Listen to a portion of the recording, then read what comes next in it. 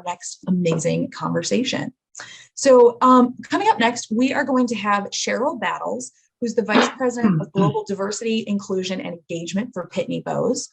In Sheryl's role, she combines extensive communications expertise, deep understanding of business strategy, strength in analytics, and passion for creating inclusive experiences. Sheryl also co-leads a cross-functional team exploring strategies and options for the way they will work together going forward. Joining her is going to be Jim Ryan, who's the VP of Real Estate and Facilities for Pitney Bowes.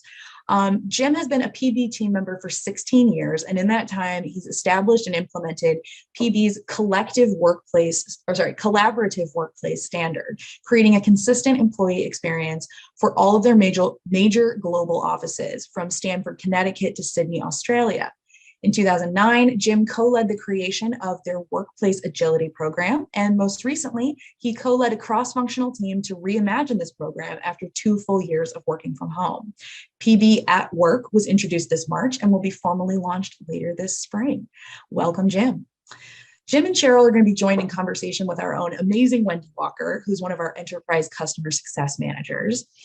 Wendy is a former U.S. attorney turned SaaS customer success professional. She's based in Argentina, and her skills bridge the gap between American companies and Argentine technology community. Wendy, I'm going to turn the floor over to you. Take it away. So Sheryl, Jim, thanks so much for joining us today. We're honored to have you here and honored to have Pitney Bowes sponsor our summit. To kick things off, I'd love for you to introduce yourself to the Power to Fly audience and perhaps tell us why the topic of the post-pandemic workplace is so important. Sheryl, I'd love for you to go first. Thank you so much, Wendy. And thanks to Meg for that great introduction as well. Certainly as Vice President of Global Diversity, Inclusion, and Engagement, it is my pleasure to be here to talk about our journey and to be with everyone that's in the audience. My role actually sits at the convergence, if you will, of the reality of our rich diversity at Pitney Bowes, where we're 43% women and 48% people of color. Our focus on inclusion to create belonging, understanding, and opportunity to use our collective strengths to reach our common goals, and engagement for delivering greater value.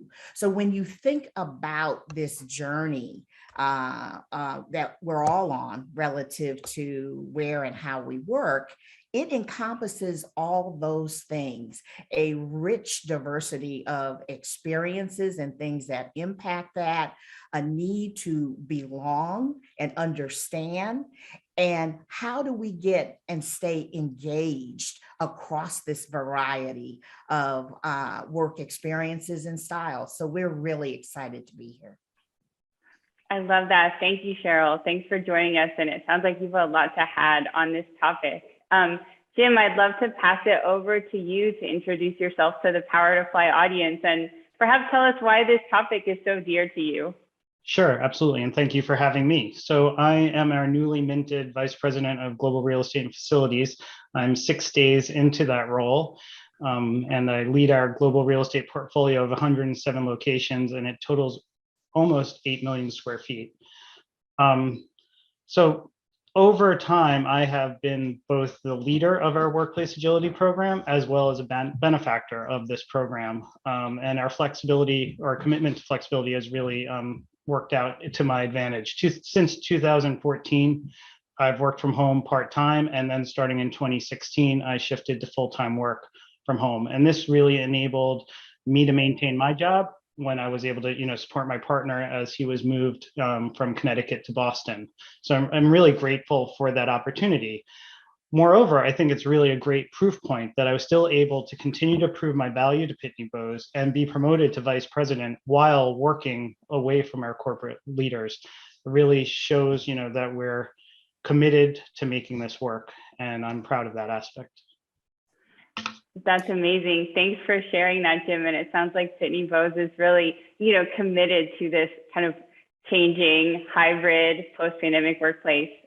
Before we dive into it, audience, Sheryl and Jim would love to take your questions, so keep those coming in the chat.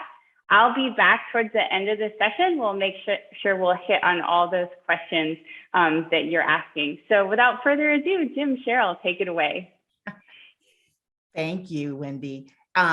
Jim's story about his experience at Pitney Bowes really does provide great context for who we are and what our culture is about and what we strive to be. We are first and foremost human-centric. We are high-performing. We are inclusive and collaborative. And the ability then to have your talent utilized, no matter what age, no matter what stage, no matter where you're located, is really what makes a difference.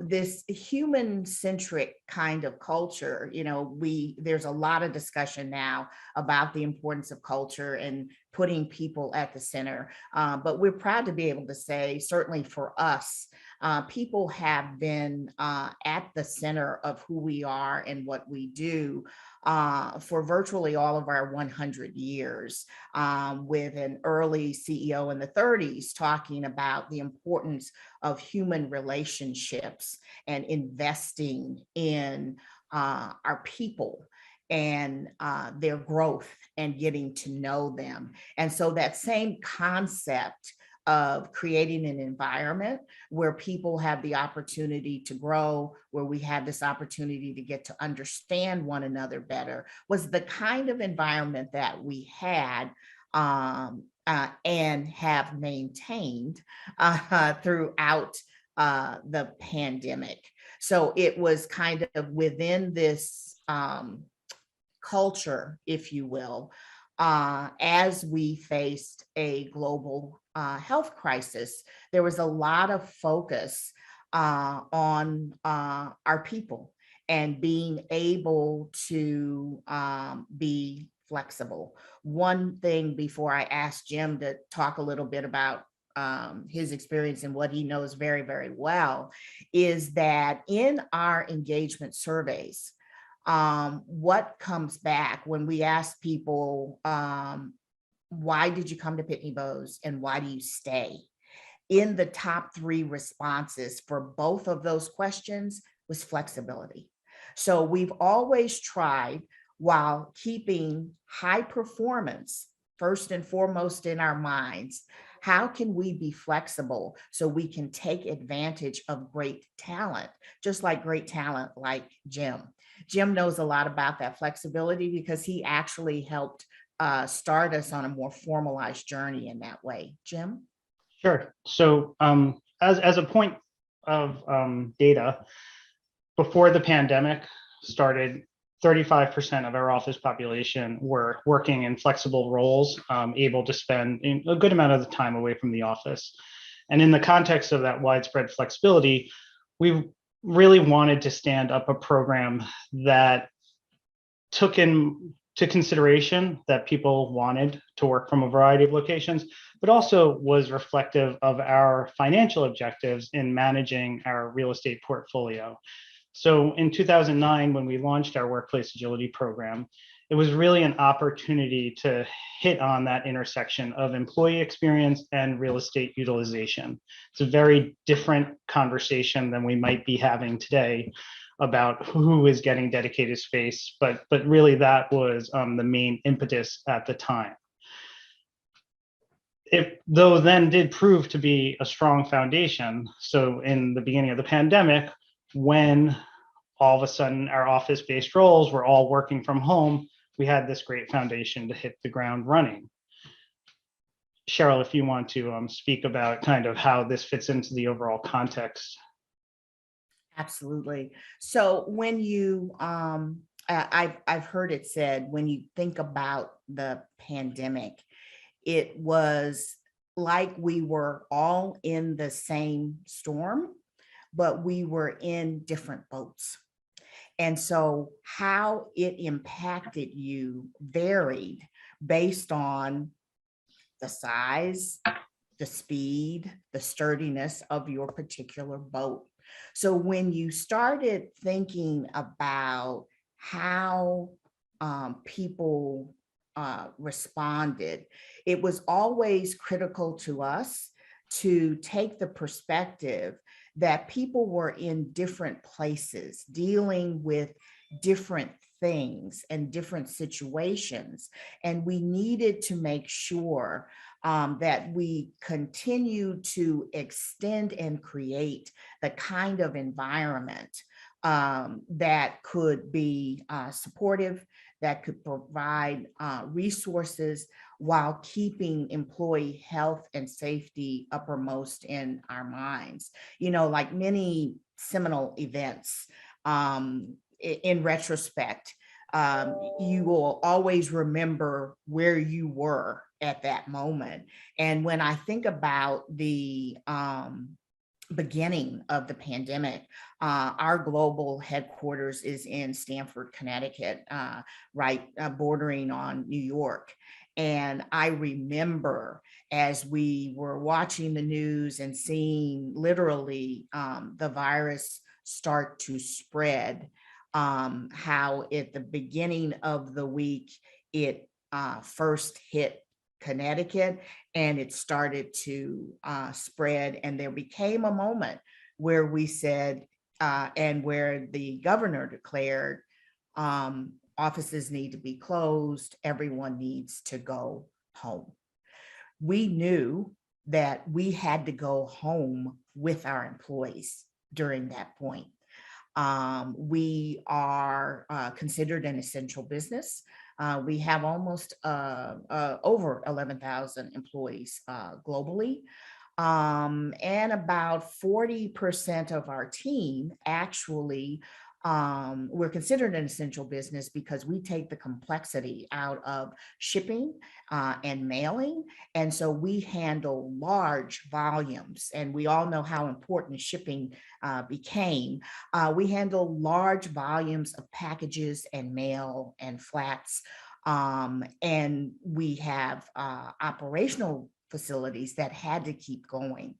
But we also had about 60% of our population that was more office-based, and we had to make sure that we were taking care of the entire population. It was complex, and Jim can definitely speak to that complexity. Sure. So really our objective was for the 40% that had to be in their work environments, we were all hands on deck in maintaining a safe environment, or as safe an environment as possible for them to be working in. Sheryl and I actually came into play really to start to think about what our office workers needed, and really how we would come back to the office at some point, and what we needed to consider with that. So we identified 4 key principles for navigating that process: health and safety of our employees being, the bedrock foundation of everything. How we support our clients. To be honest, we're in business to bring value to our clients, so we need to make sure we continue to keep that level of performance. Monitoring the health conditions, as they varied, quite differently in different markets where we have office populations, and also tracking the regulations and requirements. And those would also vary from country to country and even from state to state. So there was a lot of monitoring the situation that needed to stay active and really being kept abreast of the current conditions to evaluate when and if we could allow access to employees, to our offices for employees, and maintain that safe environment. But like I said, while all this was happening, we were all hands on deck on addressing those essential workers' needs. Absolutely. And when you think about then, as you are focusing on the health and safety, it's also really, really important to be focused on how do we keep people engaged. and collaborative and high performing when work is some work that had been done co-located is now not co-located.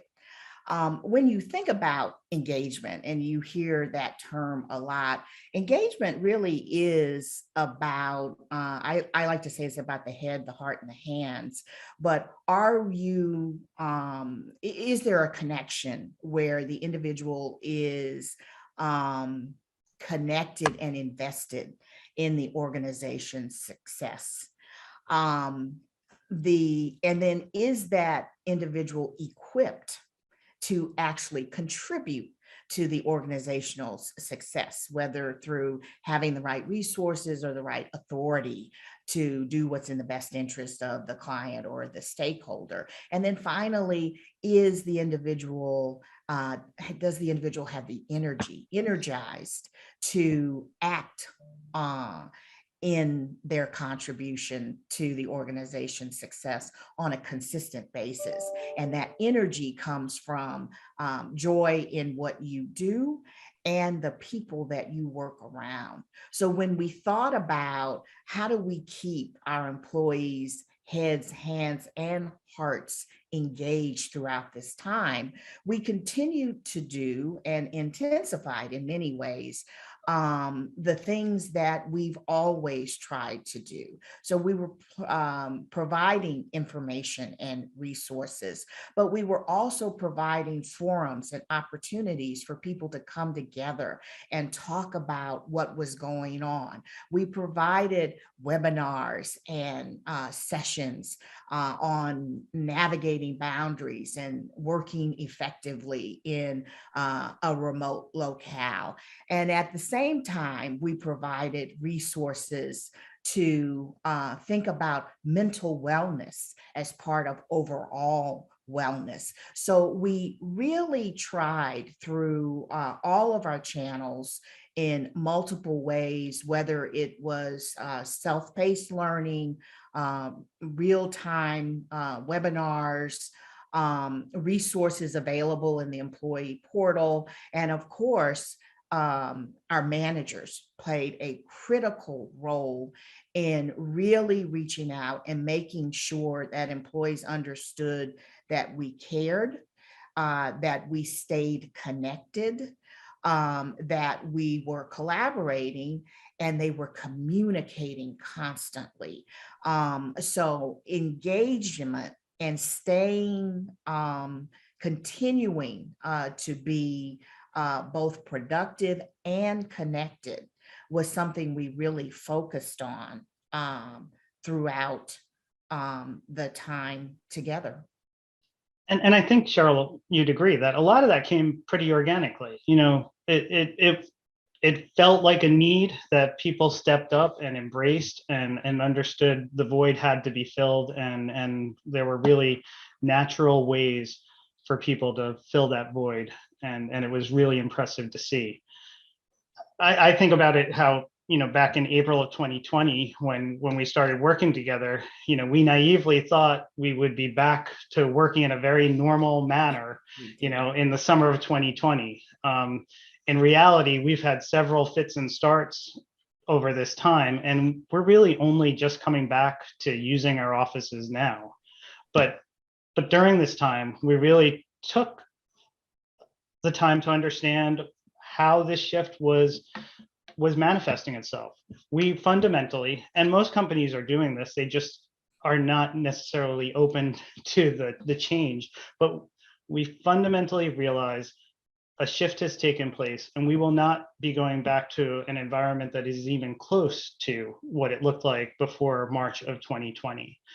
And that experience has really brought out some very strong opportunities. I was thinking about the benefits, the positive things that have come out of it. And one thing that we are very open about, and when we talk with our senior leadership, is this levelized playing field. When all parties are on the same, you know, real estate in a Zoom or a Teams call, you know, the little box in video, everyone has the same equal voice. And we look back at conferences that we thought were being equitable prior to the pandemic, and we understand that those who were on the far side with fewer people in the room or working from home were not contributing to the same level that they contributed when we all became, that equal square. We don't want to go back to have everybody sitting in the office again and missing that great opportunity and the great collaboration that comes out of getting diverse voices heard at the table. So I think there's been a lot of challenges for the last 2 years, but there have been a lot of bright spots too, and we want to make sure that we maintain those. So Sheryl, really thinking about our future, you want to talk to us about why flexibility is so crucial to that employee and organizational success? I think, Jim, you've been talking about the future. As you said, we really want to be that high-performing, inclusive, collaborative culture. And that culture has to be to provide opportunity and visibility and connection for all of our employees, irrespective of where they are working from. And so we acknowledge and understand that PB at work is at work, at home, at site, at flex, because some, depending on roles, et cetera, are able to work from both, and even at en route for our professionals who are transportation, sales, and service professionals who are often en route to a client's office. And so how is it when we think about that future, can we create this experience across all of those work styles? And I think, we talk about engagement a lot. We've done some extensive interviews with our high engagers. And the secret sauce is exactly what we tried to do over the last 2 years. And it was about caring and connection and communicating and really having this common vision. As we are bringing this piece of the program to a close, we've all heard a lot about the great resignation. I like to think of it as the great reprioritization. So yes, there have been people during this period who have moved away from cultures. But I also think that there have been people who've actually been moving closer to things that align with their priorities. We want to create that culture and that you understand can align with the priorities for high performers living their lives. So if you want to be in a human-centric culture, come to Pitney Bowes.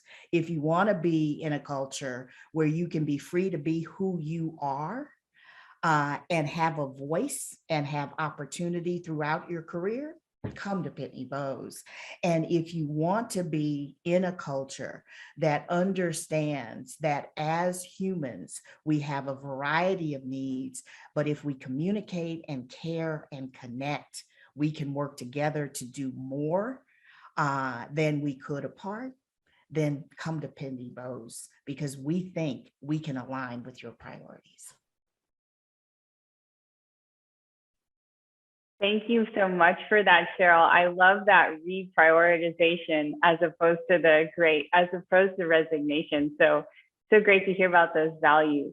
We've just got a couple minutes for questions. I love Vicky's question about that argument that we hear sometimes that against remote work, that the best way to collaborate is in person. Would y'all like to share how you have personally countered that mindset that a person can contribute just as much or even more remotely as they can in person? Well, certainly, the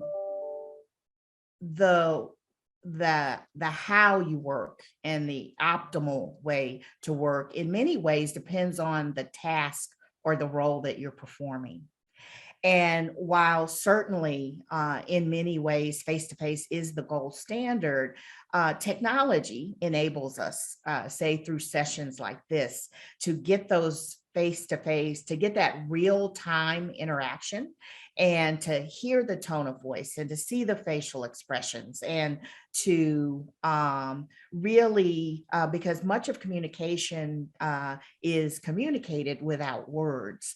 So depending on the task, when you're brainstorming, when you're doing that big picture kind of thing, you tend to need real-time interaction like this. But there are other tasks. If you're researching, if you're writing, if you are, fact finding or doing some analysis, that doesn't necessarily require real-time interaction to get it done. So I think people have been extremely productive during this time.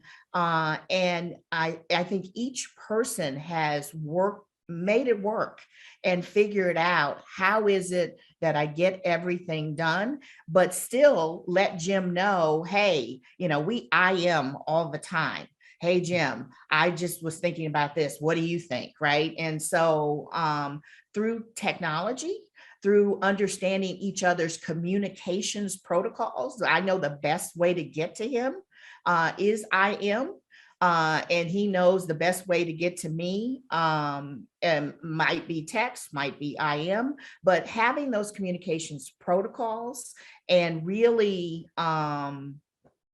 talking through and thinking through the task, that's how I think collaboration works.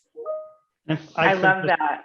If I could just quickly add, Wendy, because I think we've been successful in bringing our organization to this kind of open-mindedness about flexibility really being available at a high level because of the focus on time versus task. Back in June of 2020, if we'd have opened up the office then as originally planned, it would have been a very time-focused kind of conversation. We want you in X number of days. And that prevailed throughout many of the iterations. But we're now at a point where the majority of our office-based populations are really thinking about it as a task. What is the effort that warrants someone coming into the office? Because like one of the questions, many of our employees have over an hour commute to get into the office. We don't want them to come in just to sit on the same conference calls they would have sat in at their home office and have been as productive. We want it to be for a meaningful reason. Amazing. Thank you for that. And not thinking about time, but I think our time is coming to the end for this task. I just want to share that Pitney Bowes will be in our virtual job fair tomorrow. They will have lots of remote roles, lots of hybrid roles to share with the Power to Fly audience. So we really hope to see you there. Thank you so much, Jim. Thank you, Sheryl. It's been a pleasure to share this time with you. Thank you. It's been a real pleasure. Thank you for the opportunity.